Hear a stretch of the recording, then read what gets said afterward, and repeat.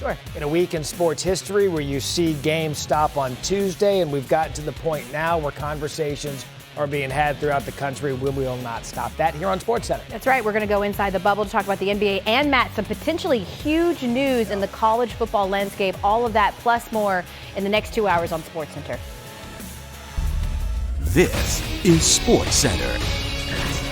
What we're learning about the return of sports, when can you expect to see game action, and what's next after a historic week. Plus, Tom Brady just finished speaking to the media. We'll hear his thoughts on the current state of sports. And how does change happen in college football? Reese Davis leads our roundtable with some voices you don't want to miss. That and more right now on SportsCenter. We're not going to give up. We're going to double down, and we're going to do more. And it's bigger than sports. It's bigger than baseball. We got to all come together and be united. Here on SportsCenter, we start by sprinting through our top stories. Roughly 100 NBA employees across 10 league departments walked out Friday in solidarity with NBA and WNBA players who are pushing for social justice, a league source told ESPN. The strike comes on the heels of the players striking playoff games through Saturday. In the NFL, the Baltimore Ravens have canceled practice this morning and will instead hold a team unifying session surrounding social justice reform. That, according to the team.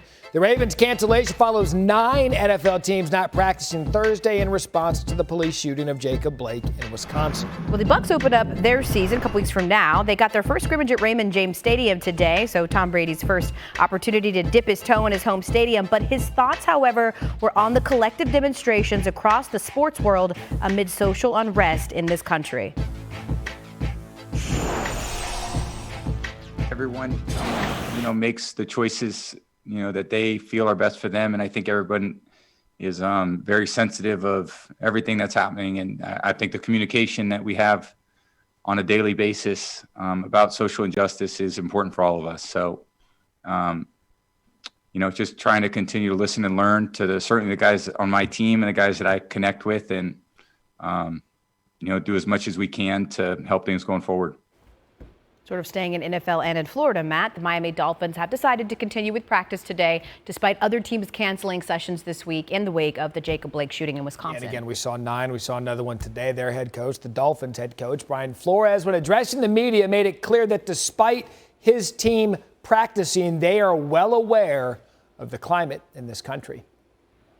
We all know and understand that things aren't where they need to be right now. And we're going to meet later today and just talk about some things we can, put into action so that we can, try to create some, make a difference, create some change. So, but we are going to practice.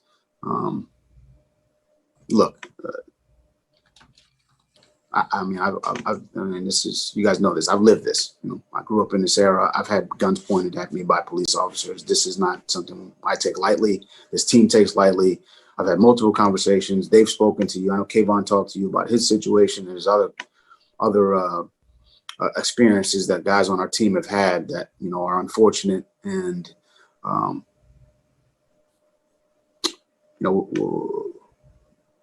we need change. So, that's where I'm at on this situation.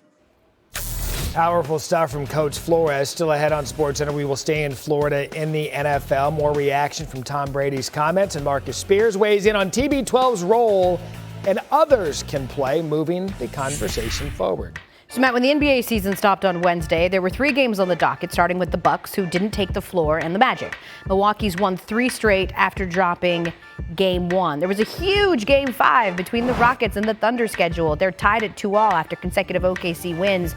Houston's Russell WestBrook yet to make an appearance, dealing with a quad injury. Reports are from scrimmage, though, he looks fantastic and explosive. And then the Lakers were looking to finish off Trailblazers. LA dropped Game 1, but has come back with a vengeance to take a 3-1 lead. Damian Lillard left the bubble to have his knee examined, and it stands to reason won't be available for when they do resume play for Game 5.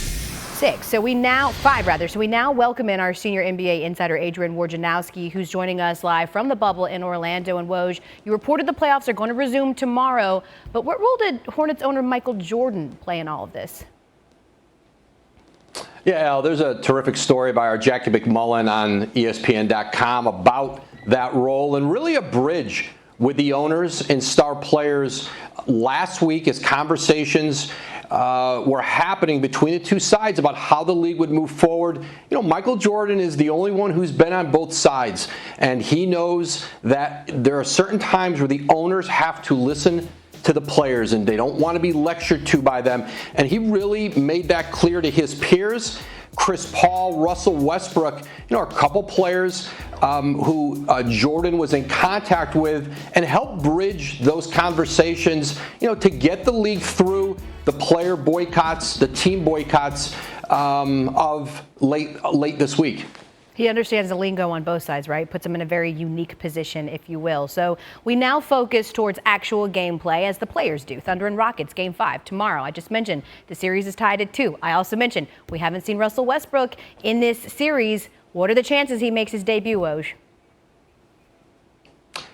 Very good. And barring a setback, our Tim McMahon and my reporting this morning, barring a setback, he's going to play in that Game 5. We were told that he went 5-on-5 with the Rockets in a workout yesterday. The first time he's done that since coming back from the injury. And a source told Tim McMahon that Russell Westbrook looked as explosive as ever. So there is a lot of optimism on that within that Rockets organization that Westbrook will make his playoff debut here against his former team, Oklahoma City, in a very important Game 5. I was going to say the timing could not be better when the momentum's really shifted OKC's way. He's been out since August 11 with that strained right quad. Adrian WOJ with the latest here from the bubble on SportsCenter. Thanks, Woj. Still ahead, you heard him mention Michael Jordan and his role in NBA players, owners, and discussions. The First Take crew is going to weigh in on MJ's impact in just a little bit, Matt.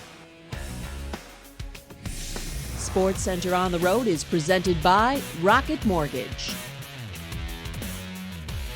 And Al, as I mentioned a moment ago, the Baltimore Ravens canceled their practice this morning following a day when 9 teams across the NFL canceled their practices as well. From pro football to college, the NBA and baseball players continued to pause playing to activate their voices being heard. In baseball last night, the Mets took the field for a 42-second moment of silence to honor Jackie Robinson ahead of Jackie Robinson Day, then left the field with a Black Lives Matter shirt covering home plate and did not play the Marlins last night. In all, 7 games in baseball were postponed to Thursday night in baseball, following 3 games on Wednesday to protest.